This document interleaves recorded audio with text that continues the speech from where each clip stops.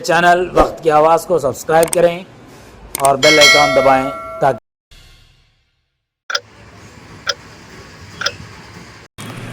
नाजरीन वक्त की आवाज़ चैनल में आपका इस्तकबाल है।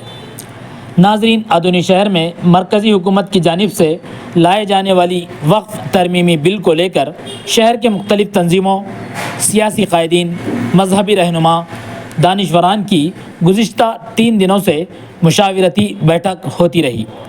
तमाम लोगों ने मिलकर आज एक नतीजे पर पहुंचते हुए सैयद धौल शाह पहलवान मस्जिद अदोनी में सुबह 11 बजे एक प्रेस मीट का इनेकाद अमल में लाया।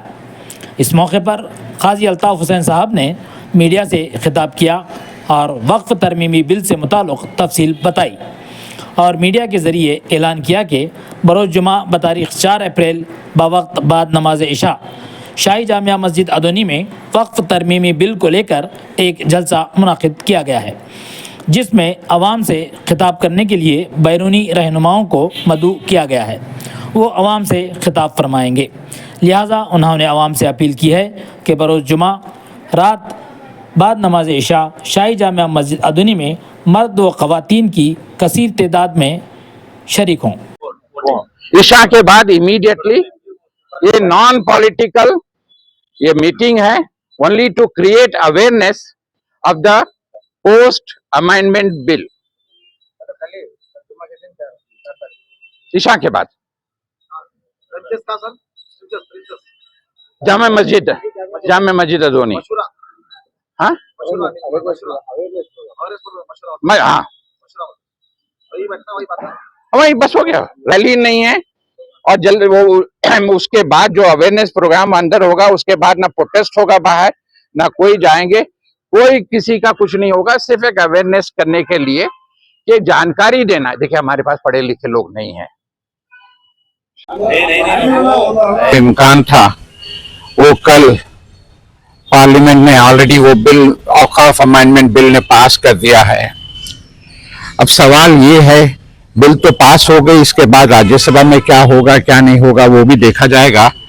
बस सवाल ये है कि ये बिल मुसलमानों के कितनी हद तक नुकसान पहुंचा सकता, मुसलमानों को इसको कितने चैलेंजेस फेस करने पड़ते, मुसलमानों के लिए इसके कितने कॉन्सिक्वेंसेस हैं, मुसलमानों को इस बिल आने के बाद क्या किस चीज़ की तैयारी करना और क्या नुकसान होने वाला है, उस पर 2-4 बातें मैं आपके रखूंगा। अगर आपको मेरी बात होने के बाद अगर कुछ पूछना है तो भी आप पूछ सकते हैं। देखिए पहली बात तो हम एक आज़ाद मुल्क में रहते हैं, सोशली डेमोक्रेटिक कंट्री हमारा, बिल्कुल डेमोक्रेसी वर्ल्ड में फेमस है, one of the biggest democracy हम इंडिया में रहते हैं। यहाँ पे हमारा पूरा मुल्क का कानून जो है, जो निज़ाम है, एक कॉन्स्टिट्यूशन से चलता है जो बाबा साहब अम्बेडकर ने बनाया है। वो कॉन्स्टिट्यूशन ही एक ऐसी चीज़ है, सारे कौम को, मुल्क को, जमात को, सिस्टम्स को बना के जोड़ के रखा है। देखिए आर्टिकल 25 जो कॉन्स्टिट्यूशन का है, आपको और हर एक को रिलीजन का फ्रीडम देता है। आपके रिलीजन के प्रैक्टिसेस में कोई टोटल फ्रीडम है और आर्टिकल 25 की वजह से आप कोई इंटरफेयर नहीं कर सकते, नंबर 1। और आर्टिकल 26 ये फ्रीडम को एंजॉय करते हुए आपके जितने इंस्टीट्यूशनल है, रिलीजियस इंस्टीट्यूशन है, इस्लामिक इंस्टीट्यूशन है, इसके साथ साथ है ना क्रिश्चियन के भी हैं, गुरुद्वारे भी हैं, पारसीज के हैं, खाली मुसलमानों के नहीं बोल रहा हूँ। The constitution does not talk about one single religion, constitution talks in A totality, in holistic manner. तो ये सारे तो कॉन्स्टिट्यूशन 25 आपको रिलीजन की फ्रीडम दे रहा, और आर्टिकल 25 आपको इस इंस्टीट्यूशन जिसमें आपके इदारे हैं, आपके मदरसे हैं, आपके खानखाह हैं, आपके मसाजिद हैं, आपके दरगाह हैं, आपकी अपनी प्रॉपर्टीज हैं जिसको मैनेज करके आप है ना गरीबों को, बच्चों को मदद करते हैं, इसको सारे मैनेज करने का हक आपका अपना है। और रही बात आर्टिकल 30 इस इक्वालिटी की है कि साथ भले मेरे साथ आप एक ना, मेरे लिए अलग कानून और दूसरे के लिए अलग कानून और तीसरे के लिए अलग कानून नहीं होता। आज आप लोगों ने मुसलमानों के औकाफ अमेंडमेंट बिल किया, तो कल आप है ना 6 का एक भी एक अमेंडमेंट है, मस्जिद का भी एक संस्था है, सेंस का भी एक एक्ट है, उसको कर दीजिए। गुरुद्वारों में भी सेम चीजें आप ला लीजिए, क्या लाना है? मैं बता रहा हूं, मुसलमानों के जिस तरह अमाइंडमेंट करके आपने औकाफ को अमाइंडमेंट किया है, जिस शेप में प्रेजेंट किया है, तो ये मुसलमानों के संस्थाओं के साथ ही क्यों?